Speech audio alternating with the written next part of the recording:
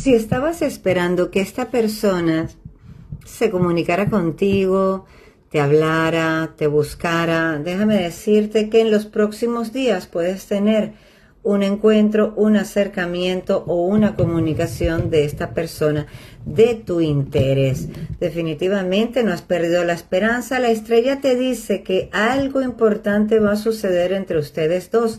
Aparte que para algunos de ustedes pueden estar lidiando con una persona que puede ser hilo rojo contigo, que puede ser un alma gemela, una llama gemela, y por eso, aunque haya distanciamiento, habrá una comunicación.